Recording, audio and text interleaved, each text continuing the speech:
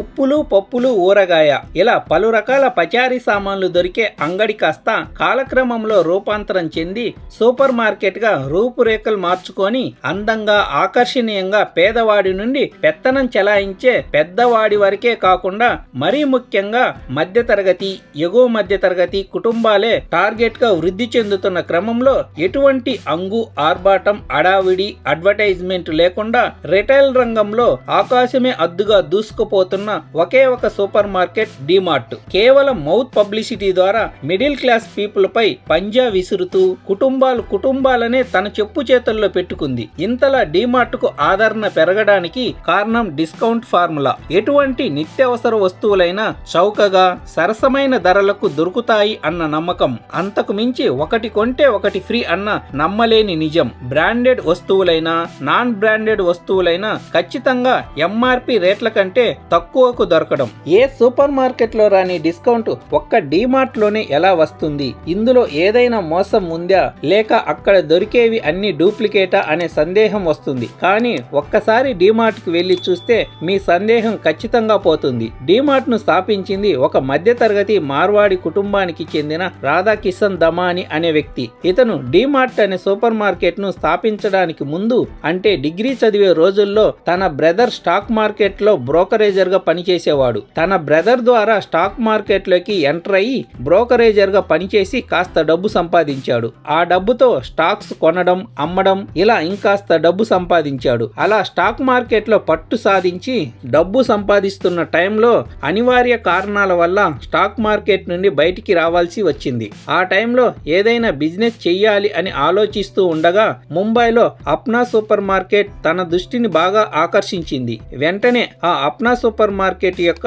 Franchise ను తీసుకొని జనాలు రద్దీగా ఉండే ప్రాంతంలో స్టోర్ ను రన్ చేయడం మొదలు పెట్టాడు. కానీ ఆ అప్నా సూపర్ మార్కెట్ ఆది నుండి నష్టాలనే మిగుల్చుకుంటూ వస్తుంది. అది గమనించిన రాధాకిషన్ దమాని వెంటనే ఆ సూపర్ మార్కెట్ ను క్లోజ్ చేసి రిటైల్ సూపర్ మార్కెట్స్ గురించి రీసెర్చ్ చేయడం మొదలు పెట్టాడు. అటువంటి టైంలో అమెరికాలోని వాల్మార్ట్ అనే సూపర్ మార్కెట్ గురించి తెలుసుకొని సరాసరి అమెరికా వెళ్లి అక్కడ చాలా రోజులు ఉండి వాల్మార్ట్ యొక్క తీరుతెన్నులు, విధి విధానాలు నిశితంగా గమనించడం మొదలు పెట్టాడు. తన శక్తి సామర్థ్యాలు, స్టాక్ మార్కెట్ లో తనకున్న అనుభవాన్ని దృష్టిలో పెట్టుకొని ముంబై సిటీ అవుట్కట్స్ లో సొంతంగా స్థలం కొనుక్కొని ఒక స్టోర్ ని నిర్మించాడు. ఆ స్టోర్ కు డి అనే అక్షరం వచ్చేలా డీమార్ట్ అని పేరు పెట్టాడు. సూపర్ మార్కెట్ రంగంలో ఎంతో పేరు మోసిన పెద్ద పెద్ద కంపెనీలు ఉండగా వీళ్ళందరినీ కాదని సక్సెస్ అవ్వాలి అంటే పెద్ద మొత్తంలో డిస్కౌంట్ అనే అణు ఆయుధాన్ని ప్రయోగించాలి అని నిర్ణయించుకున్నాడు. దానికోసం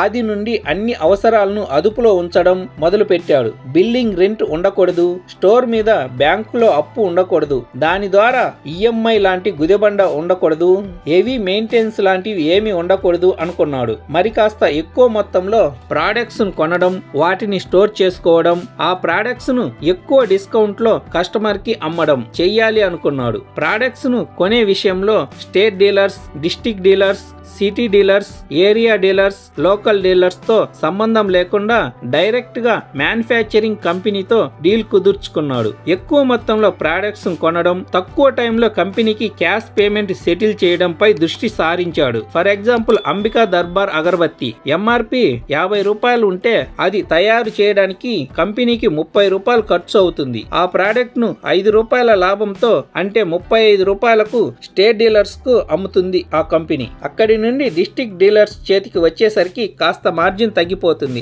అక్కడి నుండి ఏరియా డీలర్స్ దగ్గరికి వచ్చేసరికి ఇంకాస్త మార్జిన్ తగ్గుతుంది. మళ్ళీ అక్కడి నుండి లోకల్ డీలర్స్, మళ్ళీ అక్కడి నుండి కిరాణా షాప్ కు వచ్చేసరికి కొద్దిగా మార్జిన్ తగ్గి కిరాణా షాప్ వాళ్లకు ఆ ప్రోడక్ట్ 45 రూపాయలకి వస్తే దాన్ని కిరాణా షాప్ వాళ్ళు 50 రూపాయలకే అమ్ముతారు. కానీ డీమార్ట్ కు మధ్యలో ఎటువంటి డీలర్స్ ఉండరు. డైరెక్ట్ గా మ్యానుఫ్యాక్చరర్ దగ్గరే కొనడం వలన ఆ ప్రోడక్ట్ విత్ ట్రాన్స్పోర్ట్ తో కలిపి 35 రూపాయలకే వస్తుంది. దాన్ని తిరిగి డీమార్ట్ 40 రూపాయలకే కస్టమర్స్ కు అమ్ముతుంది. దీనివల్ల డీమార్ట్ కు లాభం, కస్టమర్స్ కి లాభం. 50 రూపాయల ప్రోడక్ట్ మీద 10 రూపాయలు సేవ్ అవుతుంటే కస్టమర్ యొక్క మైండ్ సెట్ పూర్తిగా మారిపోతుంది. ఇంటికి అవసరమైన నెలవారీ సామాన్లు 5,000 అయితే డీమార్ట్ లో ఆ ఖర్చు 4,500 అవుతుంది. ఈ పని అన్ని సూపర్ మార్కెట్లు చేయలేవు, ఒక్క డీమార్ట్ కు మాత్రమే సాధ్యం. లాభాలతో లాభాలు అనే సూత్రంతో ఒక స్టోర్ లో వచ్చిన లాభంతో మరో స్టోర్ ను ఓపెన్ చేయడం, ఇలా అంచెలంచెలుగా డీమార్ట్ ఎదిగింది. ఢిల్లీ నుండి గల్లీ వరకు డీమార్ట్ విస్తరించింది.